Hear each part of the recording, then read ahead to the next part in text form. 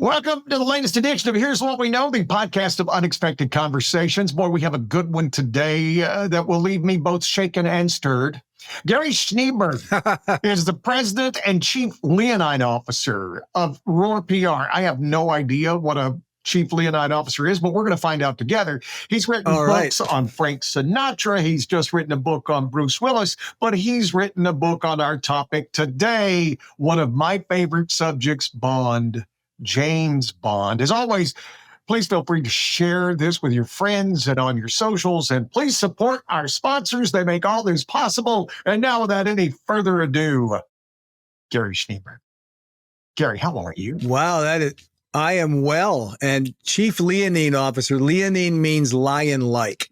So the logo for my business is a lion. Yeah. Oops, let me get it. See, so that's so I just came up with a cheeky title for myself as Chief Leonine Officer. But listen, that's the creativity at work. And plus you're a writer. I mean, we just established that. You wrote for newspapers forever, right? I mean, you did the California experience.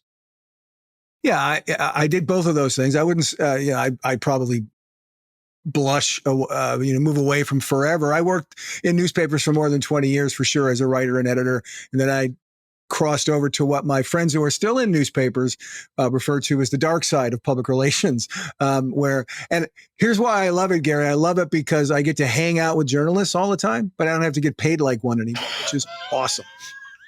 Media has changed so much in the time, we'll get around to James Bond, but listen, I always like to nerd out with people. Media has changed so much. I've done radio. I've done radio for a long, long time, right? Been doing morning shows forever. And I've got friends, because you can't do media without being exposed to all forms of media, and you become friends with people. And as crazy as the world has TV and radio has gotten, nobody has seen more of people than newspapers. Oh, no. Absolutely not. One of the papers I worked for in my hometown of Wisconsin, which I'm back in my home county of Wisconsin now after 28 years away, whole other story there. I got a tour of the building now, and it's like a warehouse. There's only like four journalists working there. So, things are downsizing. Papers are, I remember the day, when Sunday newspapers were as thick as my James Bond book right here, right? It was thick. Not so anymore. I get my Sunday newspaper and, you can't like hit the dog on the backside with the newspaper because the dog won't feel it. It's so small. So journalism is still alive and well. Newspapers proper, having trouble, but online journalism and all that still a great field, and they elucidate so much for us. Well, and you create your own new path. You and I both are doing that, right? We're both creating our own new path. And that's the cool thing. That wasn't an option 10, 15, 20 years ago. If this change would have happened, we would have had no other recourse. No, and I mean, it used to be, right? We're both of the same vintage to remember when there were 3 networks on TV, and right, it was a 24-hour news cycle. Now it's a 142 character news cycle with Twitter/X, and it is, everything has changed. And it used to be New York and Los Angeles were the hubs where all news was reported. And now they can be reported from our living rooms, which is, I think, a great democratization of information sharing, which I think is a great thing. I think we're in a golden age of entertainment, right? Absolutely. Because back when there were 3 networks, there was only 3 choices, right? And then we got to that little weird place where there were 60 networks. And we all complained that there was nothing on because all they did was just repeat what had been on those 3 networks, right? You and I know every episode of Gilligan's Island for a reason. And not that we were kids watching it when we were growing up. I became a Star Trek fan, not because I watched it when it was on, but because it was on constant repeat because it was on 14 different channels, right? But now in the last few years, it's all become, especially I live here in Silicon Valley, it's become, we're going to create content now. And so now there's so much. It is truly a golden age of entertainment. Yeah. And I have not heard. It's interesting that you would say that. I have not heard people say there's nothing on in a very, very long time, right? In more than a decade, people are like, there's nothing on. You can find it, you can stream it, you can locate it. You're not just left with, not that they're not great shows, the Andy Griffith Show and Dick Van Dyke. They're still out there. You can find them, but there's so much new content being created every day, at least when Hollywood's not on strike, or half of Hollywood's not. But you see, the 80s and 90s, there was a dearth of entertainment. I mean, that's why HBO became a thing, because they would give us The Sopranos, right? And none of these other, TBS wasn't creating original programming. I mean, Lifetime wasn't really doing, all these different things weren't really doing original programming. You know, even ESPN was just giving us Australian rules football. I mean, that's all they were doing. You know, now they create content. And so now Netflix, we all have more shows in our queue than we will ever watch.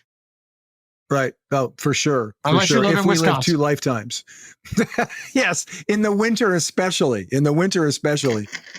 Wisconsin's one of those states that I always sat back and said, it's like North Dakota and Montana, and I also throw in Mississippi and Florida. How you got there, if you got there during spring or fall, you go, oh, this is nice. But once you went through one of their seasons, once you went through winter in Wisconsin or summer in Mississippi, how you didn't sit back and turn around and go, we're getting the hell out of here. That's what we're doing. We're leaving right now. I got the hell out for 28 years and then moved back from Los Angeles. I moved from Los Angeles, California, back to Kenosha, Wisconsin. What makes a man do that? I quiz people all the time. What makes a man do that? Only one thing. Hey, if there's not a woman involved, I don't even know what you're talking about.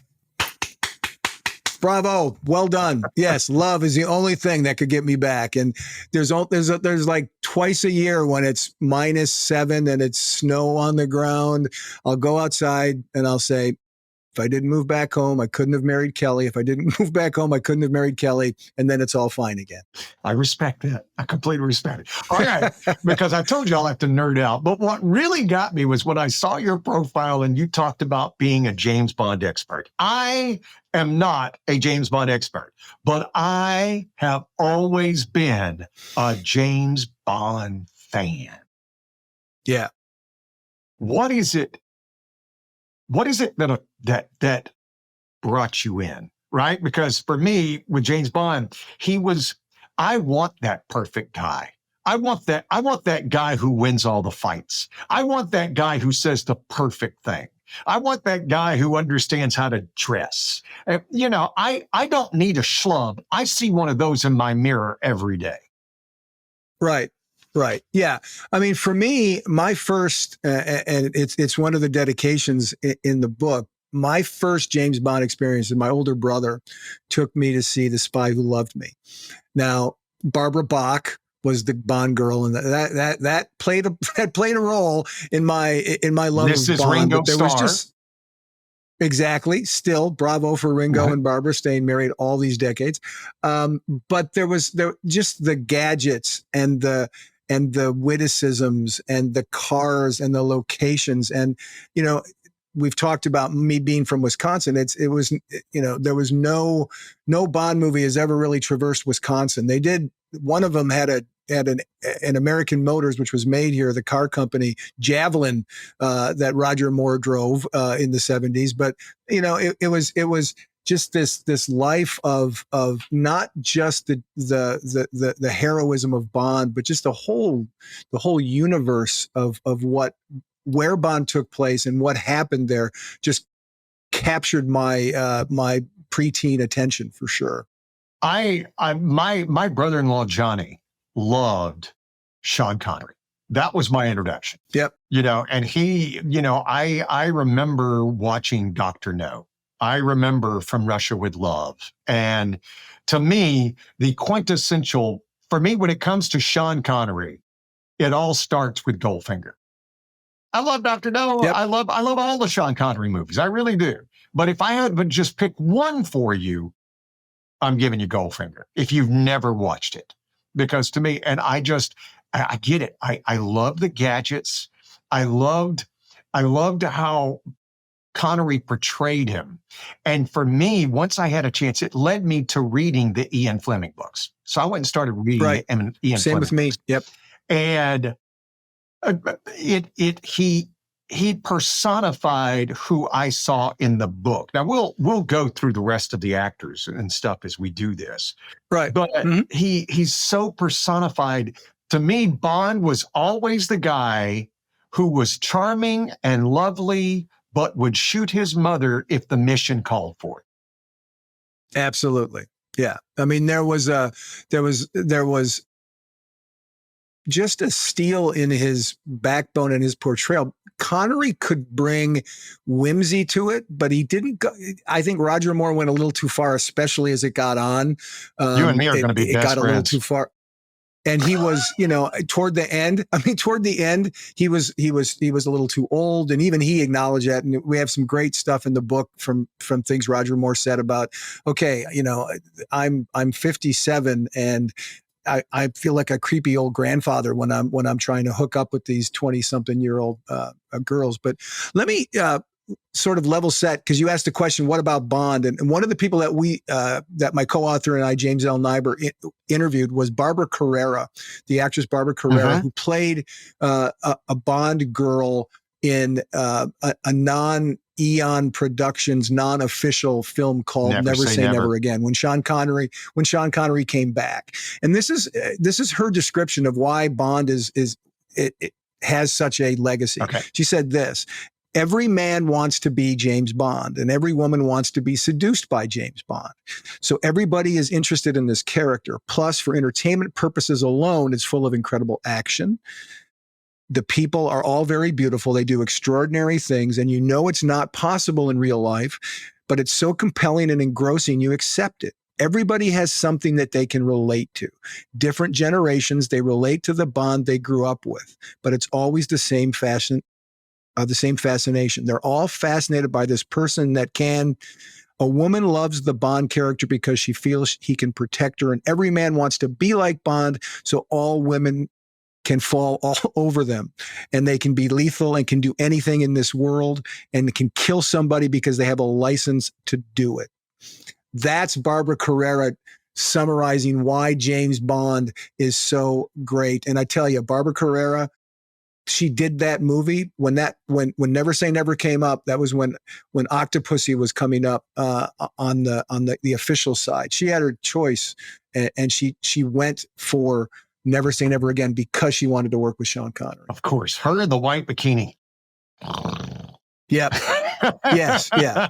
She is ironically not ironically, but interestingly, she's the only actor in a Bond film who was nominated for a major acting award in the Bond film. There's plenty of actors who've won Oscars who have appeared in Bond films, but Barbara Carrera in Never Say Never Again was nominated for a Golden Globe as Best Supporting Actress. No other actor who's appeared was nominated for a role in a Bond film for a major Hollywood award.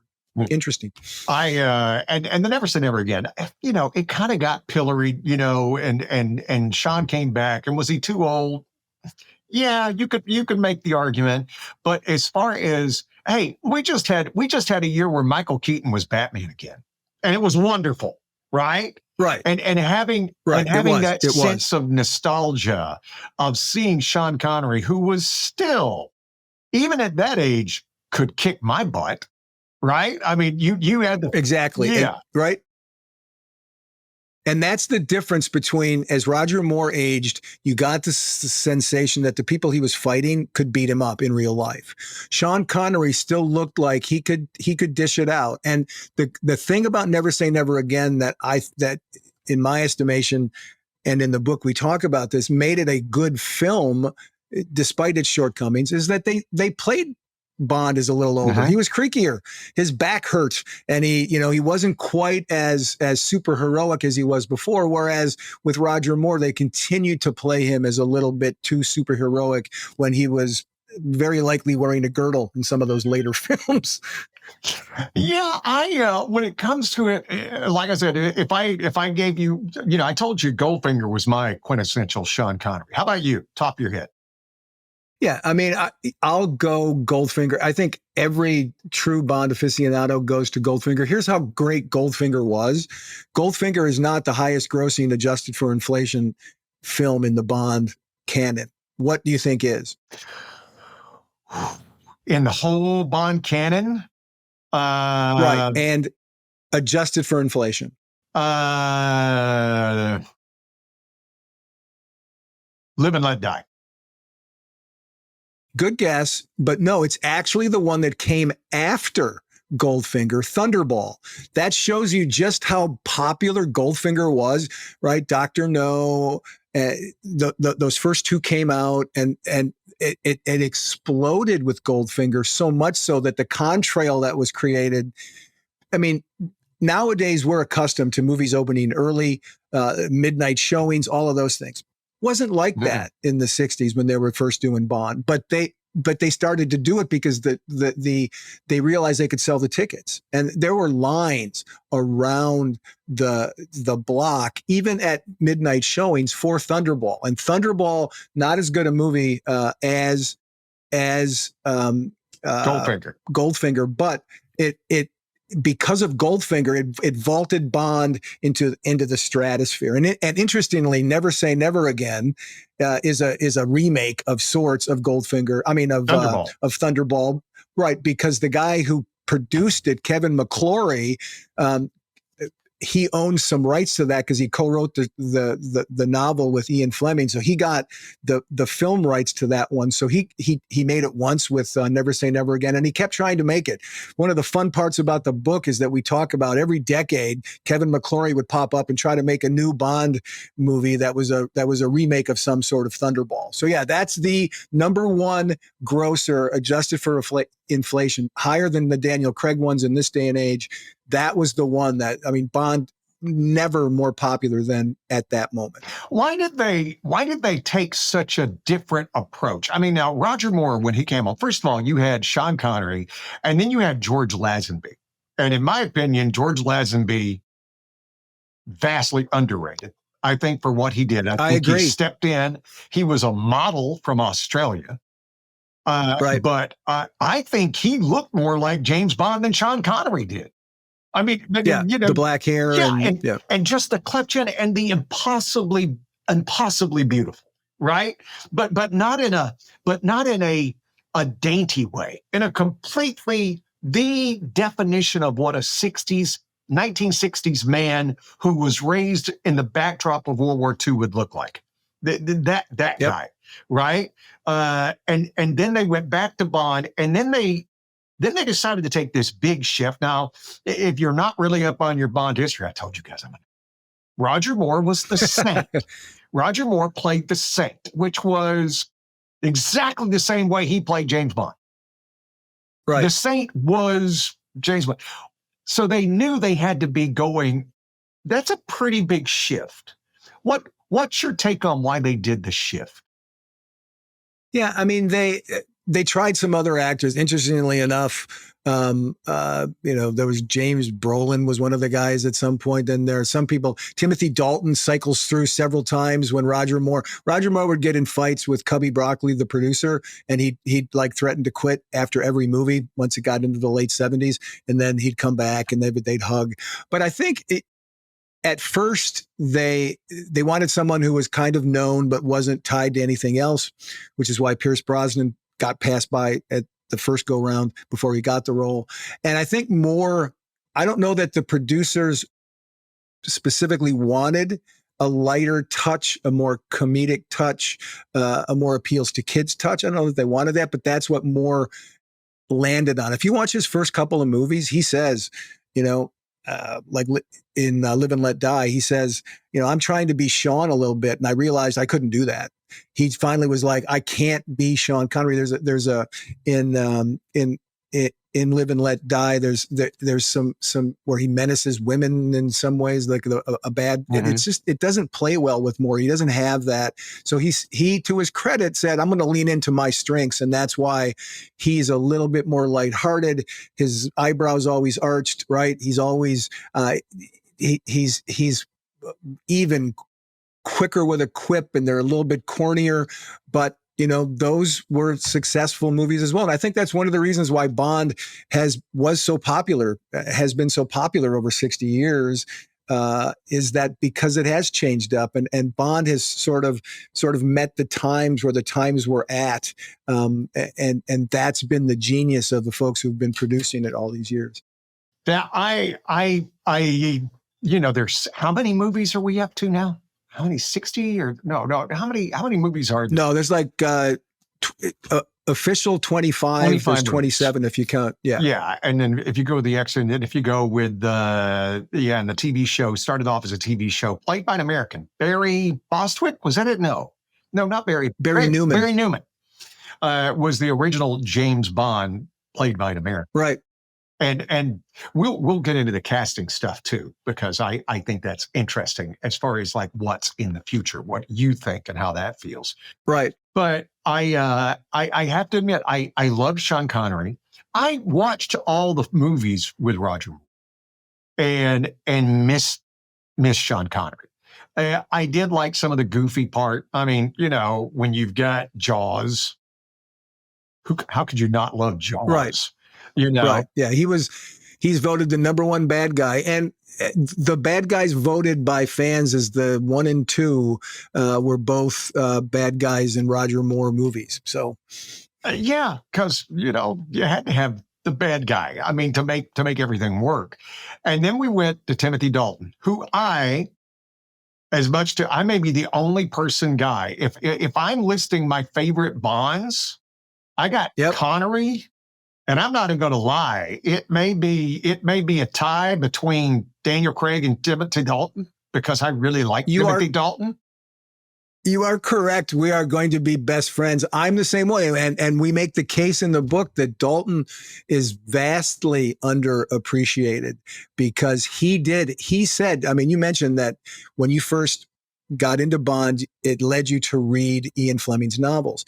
What Dalton said when he got the part was, I want to bring it back to Ian Fleming. And he did that. His Bond was, he was a no nonsense, not a fancy dressing kind of guy. I mean, he was about the mission, and he was about he was flustered with M a lot. And there was a lot of Fleming in what Dalton brought to the screen. And he was lethal in his own way. We interviewed the actor Robert Davi, who played the villain.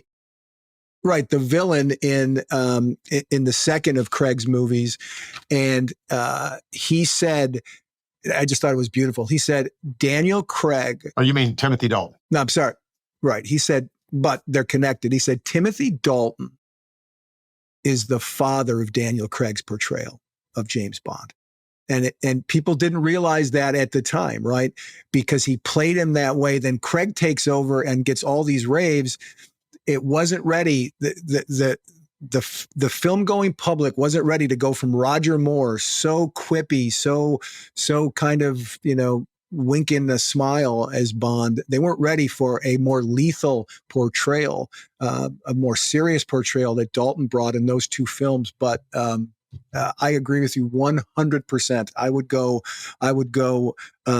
Connery, probably Craig, just because he did more of them. But then absolutely after that, for me, it's Dalton. I loved his portrayal from the start. I mean, to me, the first time you see the picture when they announced this person's going to be James Bond, and I saw Timothy Dalton, because I didn't, I'm an American. I had no idea who Timothy Dalton is, right? And you hear the word Timothy. Really? Do we want James Bond named Timothy? Really? But then you get a look at it and you're like, oh yeah, that guy, because I try to think, it's like if he's in a bar and there are beautiful women and there are other guys in the bar, the beautiful women don't see any other guy. They only see him. Right. And he just, and what I loved about Timothy Dalton's portrayal, and you may know this better than I, it was the only one that ever referenced something that happened before. Remember, the Felix is getting married or whatever and stuff, and he gets very dark. Because in the George Lazenby film, James Bond falls in love and his wife gets killed on their honeymoon. right? Right. And the whole Roger Moore Bond never even kind of acknowledged that, right? He's just Mr. Happy. I'm gonna go have sex on a spaceship with Maud Adams or somebody, right? But then you get Timothy Dalton, who references, well, his wife was killed. His only true love was killed. And Right. for me as an Ian Fleming geek, right? That was like, oh my gosh, they finally Right. tied the movies together. And I don't Right. think they ever did it again. I'm not sure. Yeah, there was in For Your Eyes Only. Moore did have a scene at the beginning where he's at a grave and he's got flowers and he puts them on there, and that's clearly meant to be Tracy's grave. But again, it immediately goes off of that. Suddenly, he's in a helicopter, right, and he's fighting Blofeld, who they can't name because they don't have the rights to name him because Kevin McClory owns the rights. So they just show him and the bald guy in a wheelchair. And so they touched on it a little bit, but they didn't get into the depth even that you're talking about with Dalton for sure. I love that. Okay, we're going to come back and talk more about casting and who he sees in the future. Gary Schneeberger on Here's What We Know. We'll be right back. Please support our sponsors. We'll be right back. I am so excited to be working with the Nugent Family Counseling Center, founded by Dr. Jeff Nugent. They have 3 office locations in San Jose, Santa Clara, and Reno, Nevada. What they do is support a diverse community of children, adolescents, adults, and families who are affected by conditions such as addiction, depression, anxiety, trauma, stress, and grief. They strive to provide clients with the tools needed to understand and acknowledge the effects that their emotions and behaviors have on themselves and their personal relationships. As Dr. Nugent told me, we try to help our clients fix what's wrong. They don't want you coming forever. They want to help you get past this problem. And they also remind families what they love about each other and utilize a combination of individual, family, and couples therapy. They can help you no matter what you're facing. You do not have to go through this alone. Check out NugentTherapy.com. NugentTherapy.com. You can do this, and they can help. Sterling Oak Cabinetry has one goal: to build the cabinets of your dreams. They literally specialize in custom cabinetry. No cookie cutter, everything looks the same stuff that you find at the big box stores. Your kitchen is the centerpiece of your home, and your home is your biggest investment. They can work with you or your designer to build just what you want with the materials and finish that you want. And because they're a brand new company, they'll be getting busier and busier. But if you order right now, they'll get your order to you in 6 to 8 weeks. In the world of cabinetry, that's blindingly fast. Contact Rob Scovman at RSKOVMAND at yahoo.com or go to SterlingOakCabinetry.com and get your dreams made reality tomorrow. It's time to think differently when it comes to your parties, meetings, and groups. The catering from Havana Cuba restaurant in downtown San Jose. Instead of the same old, how about the most delicious Cuban sandwich you've ever had? You're tired of fries? Plantains, my friends, they'll change your world. And here's something you didn't know. Havana Cuba was voted one of the top 10 tamales in the entire South Bay. They have vegan, vegetarian, and gluten-free options, and their website is 998cuba.com. They're located at 387 South 1st Street in downtown San Jose. It's Havana Cuba. Let's talk relationships. Scary, huh? My friend Stephanie Flood can help. She's offering a video series that'll help you reconnect. You can do it by yourself or together. Shows a kinder and gentler way of interacting with your partner, and that can lead to them responding the same way. And Steph is offering a 100% money-back guarantee if you follow the steps and it doesn't improve the lines of communication. That's not all. Go to afloodoflove.com today, enter the promo code Gary to get a 20% discount off the video series. It's afloodoflove.com. So let's continue, because like I said, I knew we were going to be best friends. Got Connery, you got Craig and Dalton coming in next. I mean, I will freely admit my least favorite, and I know somebody's going to love this guy. I'm not a Pierce Brosnan guy. I think they took Roger Craig and said, let's make it even fluffier. let's make it even, Roger Craig's gonna retire. Not Roger Craig, sorry, San Francisco 49er fans. Roger Moore is going to retire. And what are we going to do? Let's make it even more fluffy and unbelievable. And we'll have invincible cars. Yeah. And then again, they go back to Roger Moore was the Saint. Pierce Brosnan was Remington Steele. Right. And they just brought those characters over. Yeah. I flip Brosnan and Moore because I think Brosnan, the first couple go rounds, I think were good. I think he brought a little bit whimsy, but he was also lethal. I think he split the uprights pretty well between Moore and what people didn't like about Dalton. I agree with you though. The invisible cars, that was when When Dalton, right. When it almost literally, right. There's a scene in GoldenEye where he's Bond's trying to get away, on a like water skiing behind something, and the special effects take over. And that's when the Bond movies really began to sort of fall into special effects that were just kind of silly. One of the things that made it so thrilling when Connery did it, when Lazenby did it, even when Moore did it for the most part, when it was truly action oriented.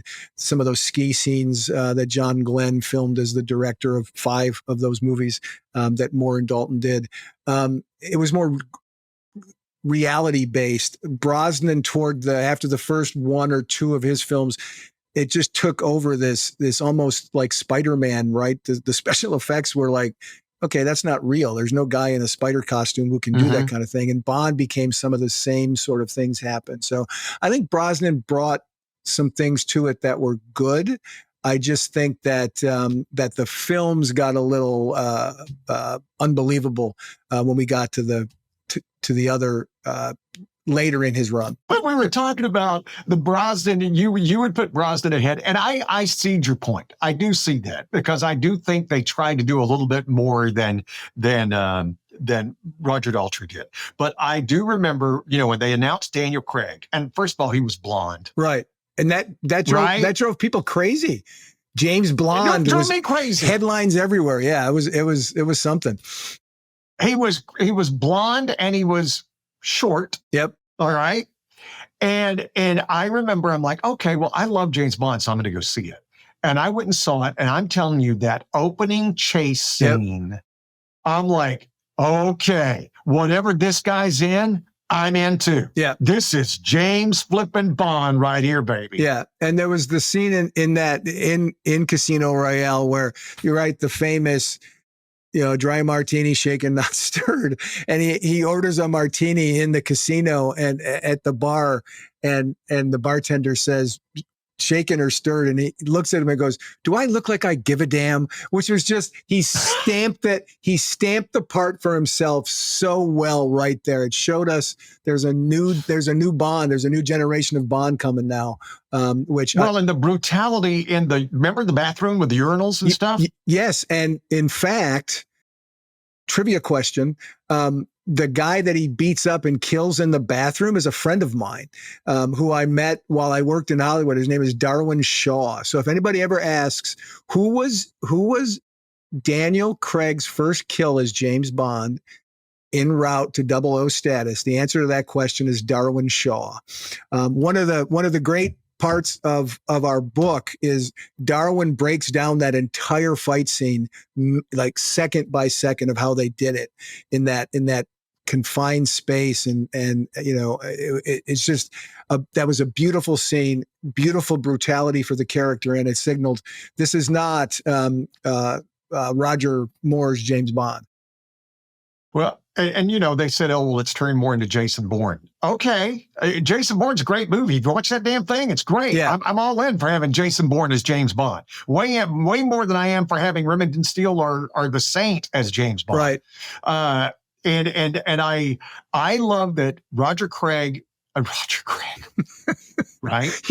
Daniel Craig. Roger Craig's been mentioned more on this podcast than he has been in years. Daniel Craig, he is, like you said, he is arguably Him and Timothy Dalton are the best actors Oh, for to sure. ever have to inhabit the role. Yeah. Right. And he is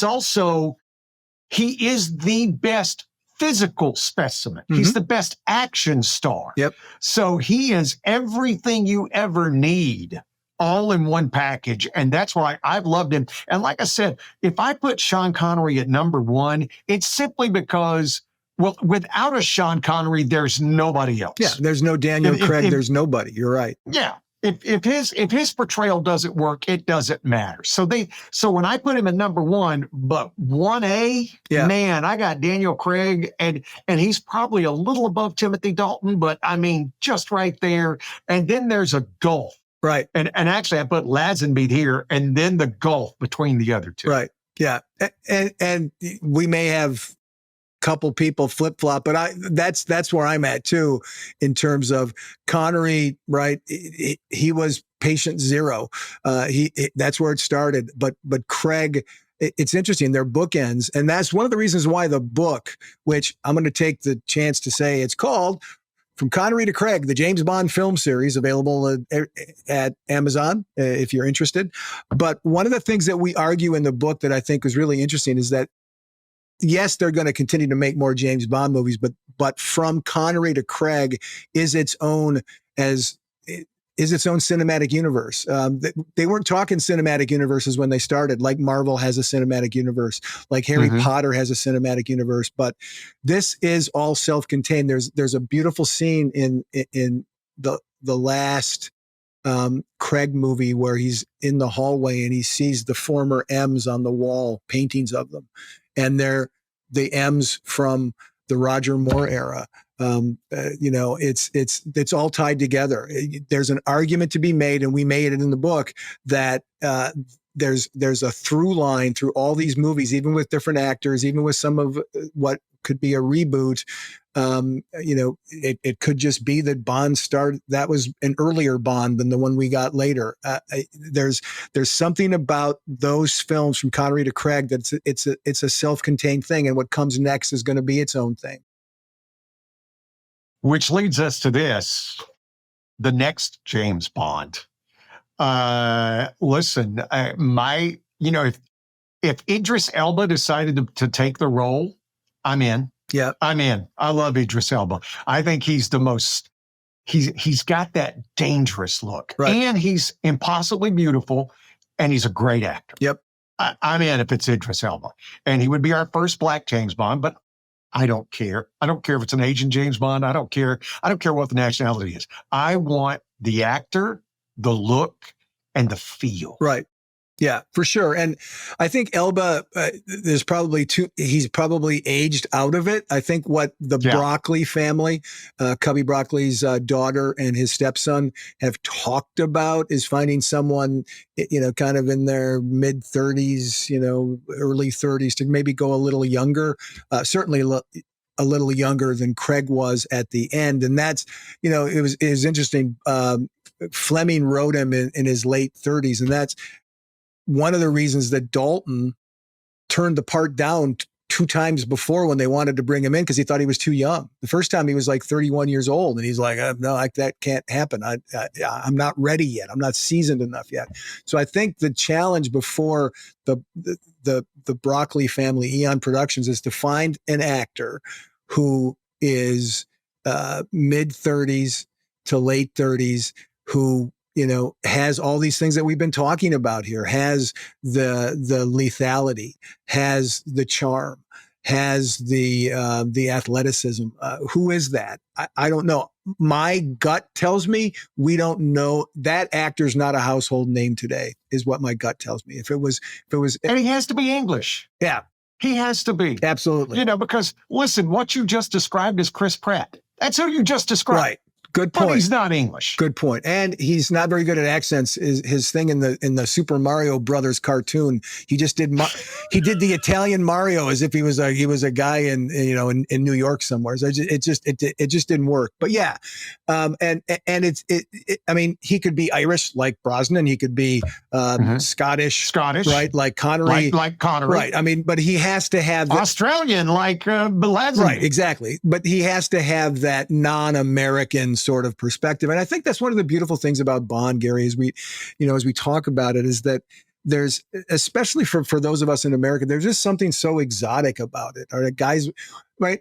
How many times have we been places and we're in a room full of people and there's one guy who's got a British accent. Everybody's paying attention to him because he's more, exotic. He's more interesting. That's the way it works. My friend Darwin, who was Craig's first kill in Casino Royale.